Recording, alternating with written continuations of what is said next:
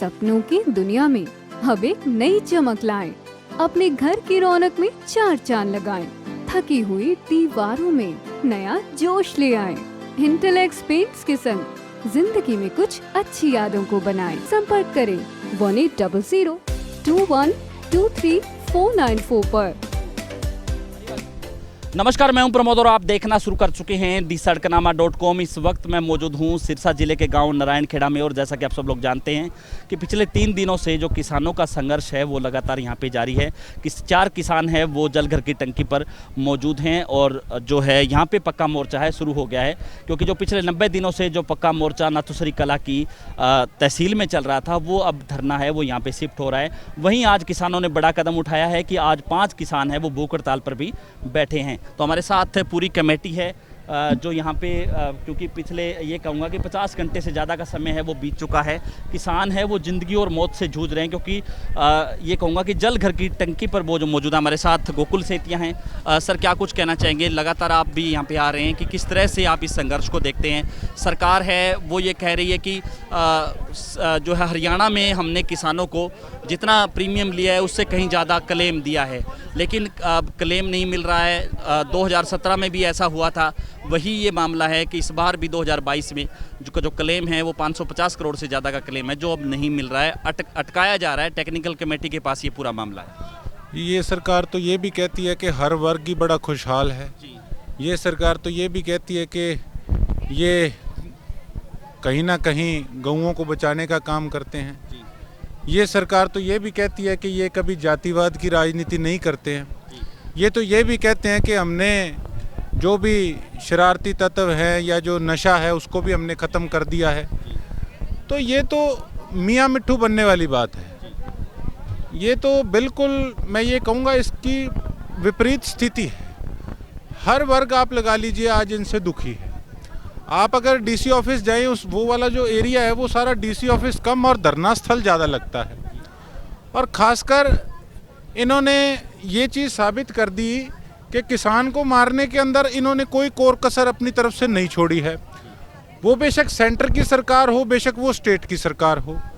किस प्रकार से सेंटर ने काले कानून किसानों पे थोपने का काम किया। अगर वो सही थे तो उसको 1.5 साल बाद फिर वापस क्यों लिया, और अगर 1.5 साल बाद वो वापस ले सकते थे तो उससे पहले क्यों नहीं ले सकते थे? कितने किसान वहाँ पर शहीद हो गए, उसकी जिम्मेवारी किसकी है? और अब कितनी बेशर्मी से स्टेट गवर्नमेंट कहती है कि जो किसानों के लिए हमने किया और कोई कर नहीं सका आज तक। तो क्या यहाँ पर सारे लोग बैठे क्या वो मूर्ख हैं? तो ये कुछ नहीं है। ये तो हर प्रकार से सोचते हैं कि हम लोगों को, जनता को बरगला लेंगे। लेकिन अब मुंह तोड़ जवाब देने का समय आ चुका है, क्योंकि ना तो डंडे से लड़ सके और ना ही कोई गाली गलौज करने वाला कोई हमारा सभ्याचार, हमारा कोई उस तरीके का कल्चर नहीं कि हम किसी से गाली गलौज करें। लेकिन अगर एक ऐसी बड़ी मार है जिससे कि बड़े बड़े तख्त और ताज पलट गए, वो है वोट की मार। जैसे जैसे चुनाव नज़दीक आएगा वैसे वैसे फिर जनता दिखाएगी आईना इन लोगों को। और कहीं ना कहीं आज जो यहाँ पर एक बड़ा इकट्ठ हुआ है लोगों का, हमारे किसानों का, तो ये एक सबूत है इस चीज़ का कि कितनी जागरूकता आज हमारे किसानों में है कि हर व्यक्ति अपनी पार्टीबाजी छोड़ के यहाँ पर आ रहा है। पहले अपनी किसान कौम के लिए अपना प्रयास कर रहा है। और वहाँ यहाँ पर पुरुषों के साथ साथ महिलाओं की संख्या भी कितनी ज़्यादा है आप देख सकते हैं।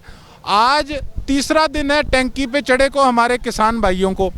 वैसे 55 दिन हो गए यहाँ पे चोपटा से लेकर नारायणखेड़ा तक का जो सफ़र है किसानों को संघर्ष करते को, और आप 90 दिन सॉरी। और आप ये देखिए जब तीसरे दिन यहाँ पर ये माहौल है, तो अगर ये सरकार ना मानी तो ये जो रश है ये हज़ारों में किस तरीके से तब्दील होने का काम करेगा।